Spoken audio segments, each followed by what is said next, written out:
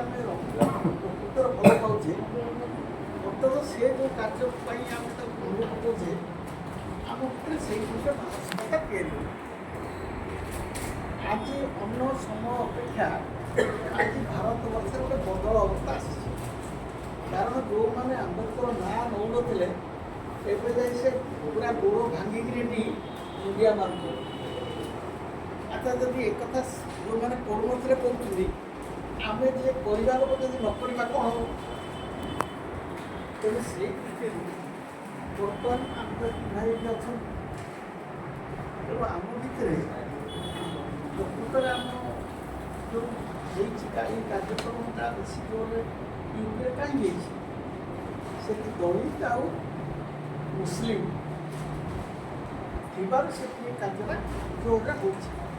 କାରଣ ମୁସଲିମ ଯେଉଁମାନେ ଅଛନ୍ତି ସଂଖ୍ୟା ଭାରତବର୍ଷରେ ମଧ୍ୟ ସେ ଲୋକମାନେ କିଏ? ଏଇ ଭାରତବର୍ଷର ଯେଉଁମାନେ ଅଛୁଆଁ ଥିଲେ, ଯେଉଁମାନେ ହିନ୍ଦୁ ବ୍ୟବସ୍ଥା ଭକ୍ତି କରୁନଥିଲା ତାଙ୍କ ସାଙ୍ଗରେ, ଯେତେବେଳେ ମୁସଲମାନ ଭାଇମାନେ ଆସିଲେ ତାଙ୍କର ମସଜିଦକୁ ଶ୍ରଦ୍ଧାରେ ଡାକିଲେ ଏବଂ ଭାଇଚାରାଟି ହେଲା।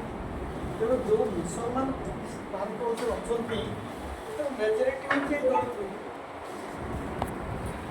ଏବଂ ସେଇ ଏଇ ଯେଉଁ କଥା ହେଉଛି ପ୍ରତ୍ୟେକ ଜାଗାରେ ମଧ୍ୟ ଆମେ ଯେଉଁ ବର୍ତ୍ତମାନ ଏମାନେ କାହିଁକି ମୁସଲମାନ ବିରୁଦ୍ଧରେ କରୁଛନ୍ତି?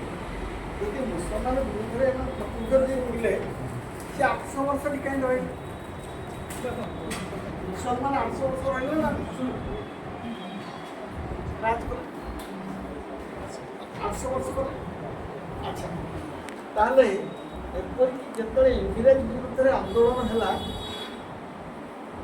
ହିନ୍ଦୁ ଆଉ ମୁସଲିମ କାହାକୁ ନେତା କରିଥିଲେ? ଜାଫର ସର୍ଦି କରିଥିବା ନାହିଁ 1857ରେ ସିପାହୀ ବିଦ୍ରୋହ ଯେତେବେଳେ ହେଲା, କିଏ ନେତା ହେଇଥିଲେ? ଜାଫର ସର୍ଦି ନା ନାହିଁ?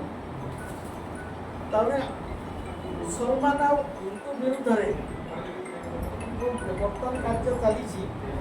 ତାହେଲେ ଯେଉଁ ହିନ୍ଦୁମାନେ ଏଇପରି କାର୍ଯ୍ୟ କରୁଥିଲେ ଆଜି କାହିଁକି ମୁସଲମାନ ବିରୁଦ୍ଧରେ କରୁଛନ୍ତି? କ'ଣ ପାଇଁ କରୁଛନ୍ତି? କାରଣ ସେମାନେ ବୁଝିଗଲେଣି ଯେ ଦଳିତ ମୁସଲମାନ ଏକାଠି ହେଉଛନ୍ତି।